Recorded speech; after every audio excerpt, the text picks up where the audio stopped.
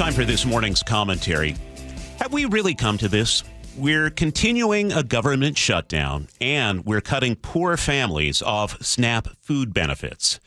These aren't abstract policy points. They are groceries for real families. Democrats control enough Senate seats to block any funding bill, so they're using that power. They want health care subsidies extended for 24 million people. That is important, absolutely. But while they hold firm on principle, refrigerators are starting to run empty, not only for those who use SNAP, but all those families not getting a paycheck during the shutdown. It looks like these families who use SNAP will get half the normal amount at some point this month. This is despite the president's bluster yesterday that they would be completely cut. It feels like hunger is being used as a weapon by Republicans and Democrats. I've seen a lot of pushback about SNAP online. People saying the program is rife with fraud, so let recipients deal with the consequences. You've seen these posts. That mom looks overweight and could use a fast. That family bought junk food. Them, they're probably selling benefits for cash. I need to tell you something personal here. When I was a kid, there was a time we used food stamps for a while. I have eaten government cheese. I know exactly what it tastes like, how it somehow made grilled cheese sandwiches both better and worse. Back then, it was a 5-pound brick of generic American cheese.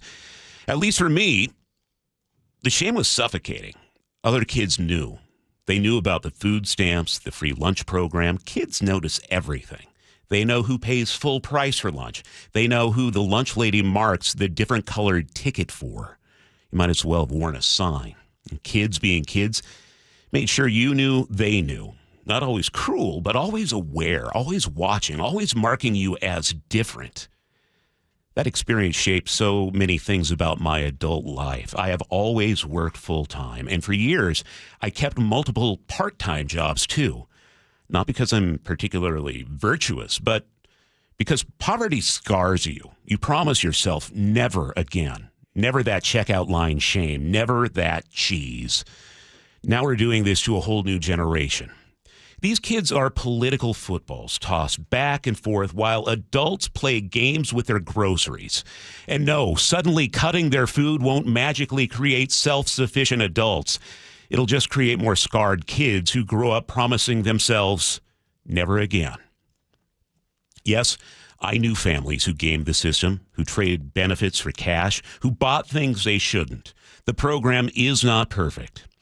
But I also knew families who genuinely needed help. Single moms working 2 jobs, disabled veterans, seniors choosing between medication and meals.